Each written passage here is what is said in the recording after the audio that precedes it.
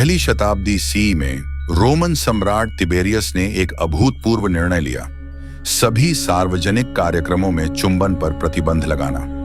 इस कदम का उद्देश्य एक हैरान करने वाले प्रकोप को विफल करना था, जिसे कई इतिहासकारों का मानना है कि यह मौखिक दाद की महामारी थी।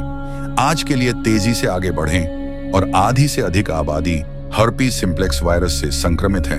हालांकि संक्रमित लोगों में से 90% वास्तव में नहीं जानते हैं कि उन्हें यह है। हर्पीज वायरस शब्द वायरस के एक पूरे परिवार को संदर्भित करता है, लेकिन जिसे हम आमतौर पर हर्पीज की स्थिति कहते हैं, वह विशेष रूप से 2 वायरस के कारण होता है।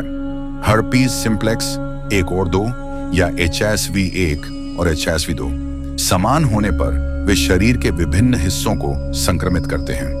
HSV1 आमतौर पर मौखिक दाद से जुड़ा होता है, जो मुंह पर ठंड के घावों का कारण बनता है। जननांग दाद या तो वायरस के कारण हो सकता है, हालांकि यह अक्सर HSV2 के कारण होता है। शरीर के अन्य अंग जैसे उंगलियां और आंखें भी किसी भी वायरस से संक्रमित हो सकती हैं। स्थान या प्रकार के बावजूद HSV त्वचा या श्लेष्म झिल्ली जैसे मुंह और जननांगों में सूक्ष्म टूटने के माध्यम से शरीर में प्रवेश करता है। एक बार अंदर, वायरल प्रोटीन प्रतिकृति और फैलाने के लिए सेलुलर मशीनरी का अपहरण करते हैं। कई लोगों के लिए इस प्रारंभिक संक्रमण के परिणाम स्वरूप कोई लक्षण नहीं होंगे, लेकिन दूसरों के लिए वायरस पर्याप्त नुकसान का कारण बनता है कि तरल पदार्थ से भरे फफोले विकसित होते हैं और टूट जाते हैं, जिससे दर्दनाक घाव होते हैं। अधिक गंभीर प्रारंभिक संक्रमण के साथ वायरस रक्त प्रवाह में प्रवेश कर सकता है और बुखार, मांसपेशियों में दर्द और सिर दर्द का कारण बन सकता है। यह वायरल हमला प्रतिरक्षा प्रणाली को सचेत करता है, जो HSV वायरस को खत्म करने के प्रयास में काम करता है, जैसे कि अन्य सामान्य वायरल रोगजनकों का सामना करते समय होता है। लेकिन जो चीज HSV को विशेष रूप से साफ करना मुश्किल बनाती है, वह यह है कि कुछ वायरस खुद को छिपा लेता है, प्रतिरक्षा प्रणाली द्वारा पता लगाने से बचता है। आप देखते हैं, त्वचा और म्यूकोसल कोशिकाओं को भेदने के अलावा HSV त्वचा में पास की तंत्रिका कोशिकाओं में भी घुसपैठ करता है।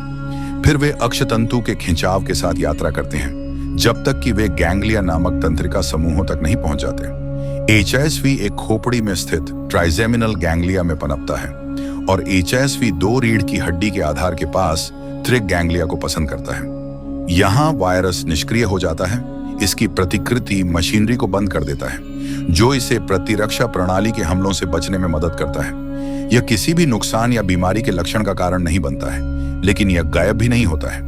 गैंग्लिया में रहते हुए वायरस समय समय पर फिर से जाग सकता है, अक्सर बीमारी या तनाव से ट्रिगर होता है। हालांकि कारण हमेशा स्पष्ट नहीं होता है। कोई फर्क नहीं पड़ता कि कारण क्या है, वायरस तंत्रिका के साथ वापस यात्रा करता है, जो खुजली या झुनझुनी का कारण बन सकता है, अक्सर पुनरावृत्ति का पहला लक्षण। एक बार सतह पर वापस आने के बाद वायरस दोहराना शुरू कर देता है, संभावित रूप से लक्षणों का एक नया मुकाबला पैदा करता है। इन पुनरावृत्तियों की आवृत्ति अलग अलग हो सकती है और हर कुछ वर्षों में जितनी बार मासिक या कभी-कभी होती है। और जब संक्रमण सक्रिय होता है और त्वचा या म्यूकोसा से निकलता है, तो सीधे संपर्क के माध्यम से दूसरों में फैल सकता है। फिर भी चूंकि अधिकांश संक्रमण स्पर्शोन्मुख होते हैं या केवल हल्के भड़कने का कारण बनते हैं, इसलिए बहुत से लोग नहीं जानते कि उन्हें HSV है और हर्पीज का निदान करना आश्चर्यजनक रूप से कठिन है। रक्त परीक्षणों की आमतौर पर सिफारिश नहीं की जाती है, क्योंकि वे अक्सर गलत होते हैं और जननांग या मौखिक HSV एक संक्रमण के बीच विश्वसनीय रूप से अंतर नहीं कर सकते हैं।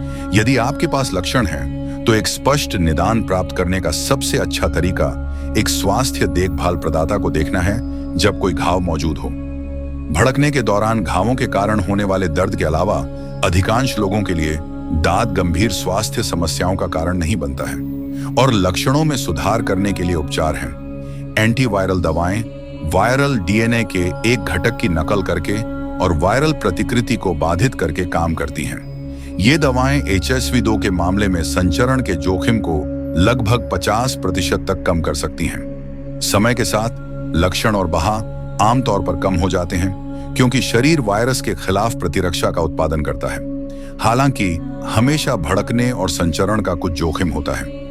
यही कारण है कि दशकों से वैज्ञानिकों ने ऐसे उपचारों की खोज की है जो दाद को रोक सकते हैं या ठीक कर सकते हैं।